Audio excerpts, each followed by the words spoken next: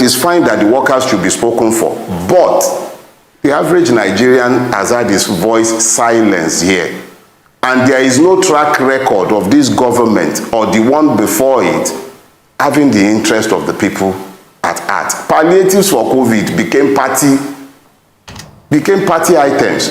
That is before you even begin to deal with the mindset that would think it was okay to allocate 70 billion to less than 500 human beings, and then you allocate 48,000 naira over 6 months at 80,000 naira monthly to 12 million households, not persons, household, using a system that is completely opaque, not even open to any scrutiny of any sort, the same way they were feeding children at home during COVID.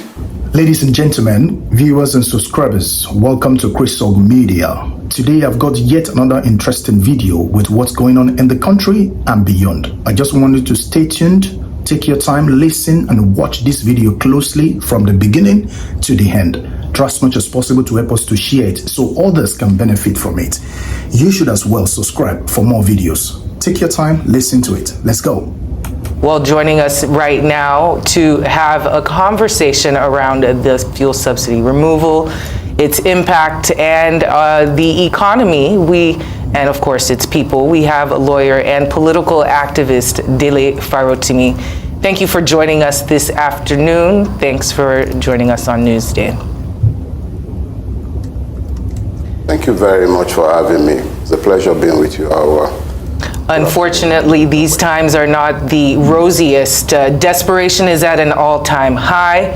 The NLC, the Labor Congress, they have threatened, well, of course they have called the palliatives proposed by the government as callous. They are quite skeptical about how the rollout will be, saying it is not transparent, and they are now saying that they think that they might pull out of talks with the government. In your opinion, is it a good idea for them to pull out of these talks, or should they stay the course and try and get some kind of negotiations, as things are quite dire and this is just the situation we're in?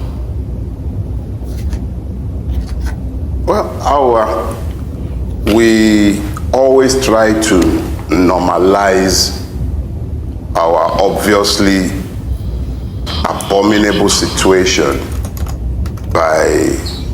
we skirt around the issues. Because when you speak to the subject of subsidy, the way it's been framed, I believe every major candidate in the last election did say they were going to remove subsidy. But the question that nobody appears to be dealing with right now is exactly what is this subsidy? Who is subsidizing who?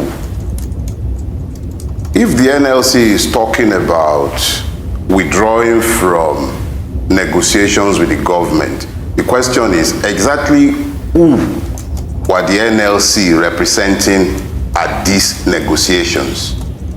Were they speaking for me? Was Kabiru, the shoemaker, amongst the people the NLC was speaking for? Iyachukudi, that was selling to that abominable creature, was she also represented by the NLC? Does the NLC have a track record of speaking for the disenfranchised in Nigeria, the disinherited, and the victims of Nigeria? The NLC is a trade union. It deals with the rights of its members.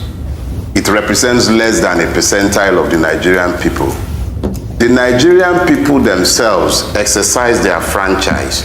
Let's not speak to the legitimacy or otherwise of the person who has presumed to do what was done in one fell swoop on the 29th of May.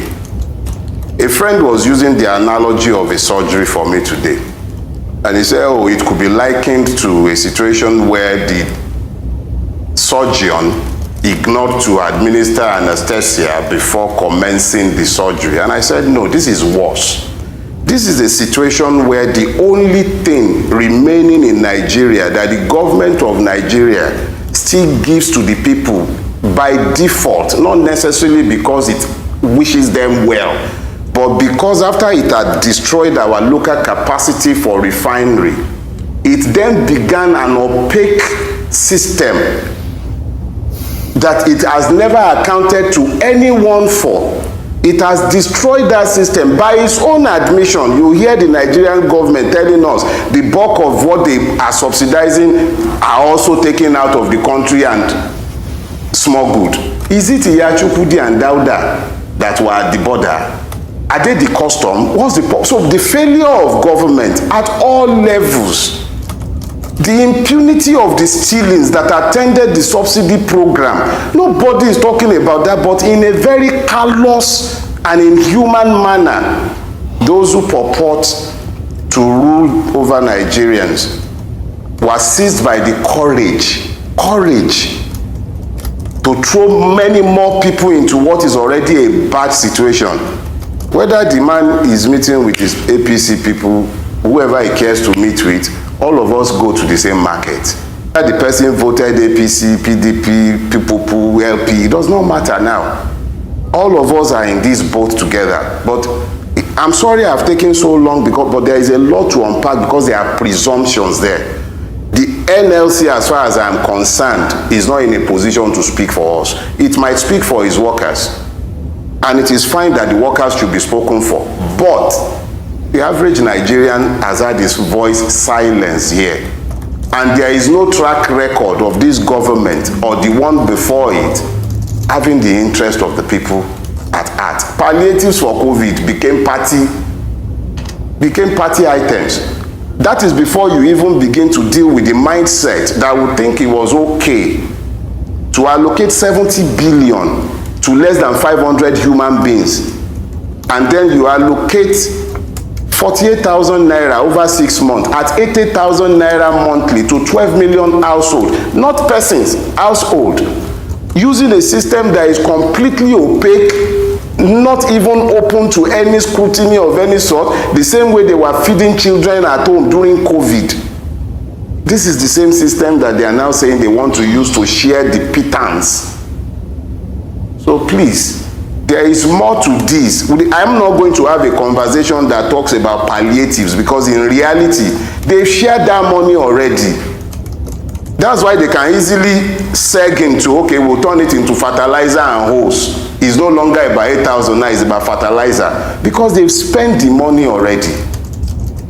So this is not a conversation about NLC representing us. No, it's about, are we even human? Are they even treating us as human beings? How are people supposed to survive this? You moved it to 500 before they are even done breathing. You say let the poor breathe. Before they could even exhale, it's gone up again. And I have it on good authority from persons in the industry that at the rate they are going, is going to go up even more. When are the poor now going to breathe? How? You're choking them, asphyxiating them, and you're talking about them breathing. How?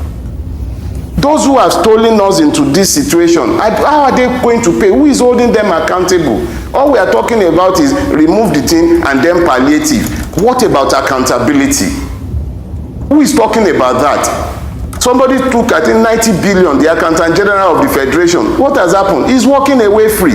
Akpabio, who is sat at the Senate as the Senate President, he was facing multiple charges for stealing. That is exactly how brazen we have become. No accountability of any sort, but we want to talk about palliatives and removal of subsidy. What about paying for the crime that has led us into this mess? Who is asking those questions? The point is this: if we are indeed a democracy, we'll be finding out in the coming days, because somebody has to pay for this. Somebody has to pay for this. It is not about removal of subsidy. Every major candidate in the election agreed that it had become an unsustainable fiasco. But what led into its unsustainability? Why are we not talking about that? Who are the persons responsible?